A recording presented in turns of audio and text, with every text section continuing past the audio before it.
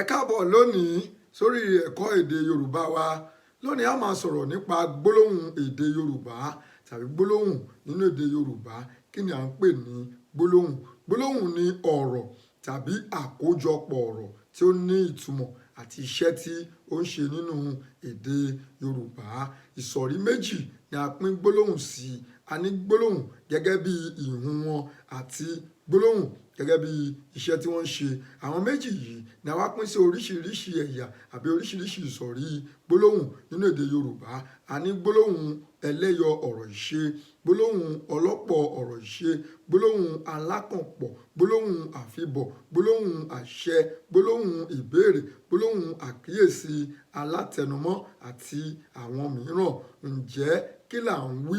A wí pé gbólóhùn ni àkójọpọ̀ ọ̀rọ̀ tí ó ní ìtumọ̀ àti iṣẹ́ tí ó ń ṣe. A ní pé gbólóhùn yìí ọ̀nà méjì ni a máa ń pín wọn sí. Gbólóhùn gẹ́gẹ́ bí ìhun àti gbólóhùn gẹ́gẹ́ bí iṣẹ́ tí wọ́n ń ṣe. Oríṣiríṣi ìsọ̀rí gbólóhùn ni ó wà nínú èdè Yorùbá.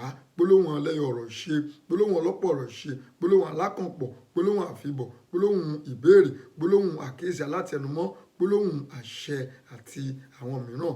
Ǹjẹ́ kò ní jù báyìí lọ lónìí lórí ẹ̀kọ́ èdè Yorùbá wa tí a ti ń sọ̀rọ̀ nípa gbólóhùn. Nínú ẹ̀kọ́ mìíràn tí a máa yẹ̀wò, a máa sọ̀rọ̀ nípa àlàyé àwọn gbólóhùn wọ̀nyí lẹ́yọ kọ̀ọ̀kan.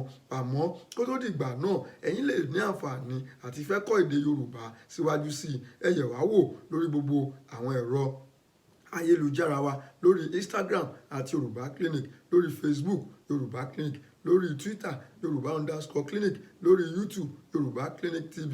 Ẹ̀rọ alágbàtà wa ní www.yorubaclinic.com, níbi tí ẹ ti ní àǹfààní àti darapọ̀ mọ́ wa kí ẹ sì kọ́ èdè Yorùbá síwájú sí i.